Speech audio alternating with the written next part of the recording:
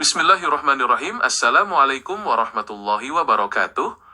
Surah Al-Jumu'ah adalah salah satu surat yang terdapat di dalam Al-Quran, yang menempati urutan ke-62 dalam susunan mushaf standar. Nama surat ini diambil dari kata Al-Jumu'ah yang terdapat pada ayat ke-9, yang secara harfiah berarti hari Jumat.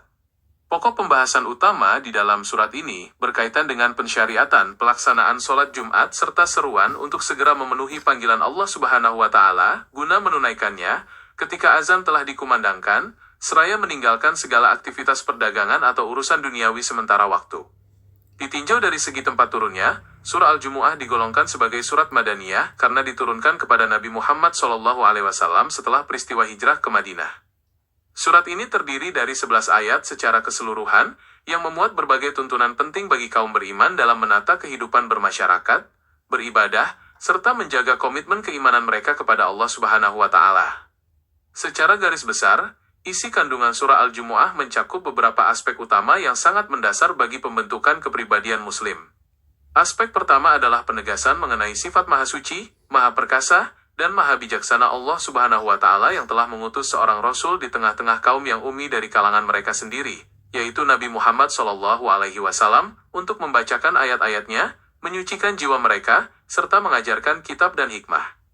Aspek kedua di dalam surat ini menyoroti perumpamaan golongan yang dibebani Taurat namun tidak mengamalkannya dengan baik, yang diibaratkan seperti keledai yang membawa beban berat di punggungnya.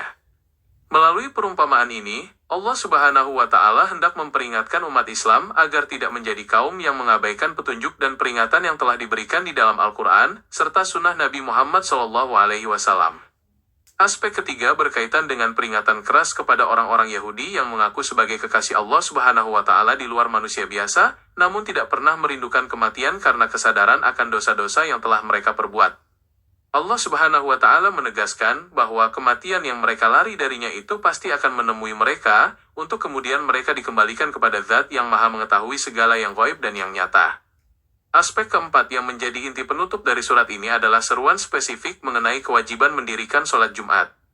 Ketika panggilan sholat pada hari Jumat telah dikumandangkan, orang-orang beriman diperintahkan untuk segera bergegas mengingat Allah Subhanahu wa Ta'ala, dan meninggalkan jual beli, karena hal tersebut jauh lebih baik bagi mereka jika mereka mengetahui ilmunya. Aspek kelima sekaligus penutup dari rangkaian ayat surah Al-Jumu'ah memberikan arahan tentang tata cara menyikapi urusan dunia di tengah-tengah ibadah. Setelah sholat Jumat selesai ditunaikan, umat Islam dipersilakan untuk menyebar di muka bumi demi mencari sebagian karunia Allah Subhanahu wa Ta'ala, namun diingatkan pula untuk senantiasa memperbanyak zikir kepada Allah Subhanahu wa Ta'ala agar beruntung dalam kehidupan dunia maupun akhirat. Uraian di atas tidaklah seluas makna yang sebenarnya terkandung di dalam samudra ilmu Al-Quran, melainkan hanyalah sekelumit hikmah pengantar yang semoga mampu mengetuk pintu hati kita untuk lebih mendalami petunjuknya.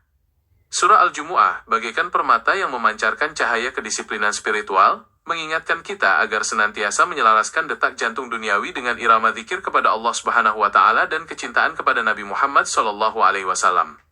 Semoga setiap butir ayat yang telah diuraikan mampu menumbuhkan ketulusan niat di dalam dada, melembutkan jiwa saat panggilannya menggema, serta mengokohkan langkah kita dalam mencari karunia-Nya yang luas tanpa melupakan esensi keimanan yang sejati. Saya ucapkan terima kasih atas perhatiannya.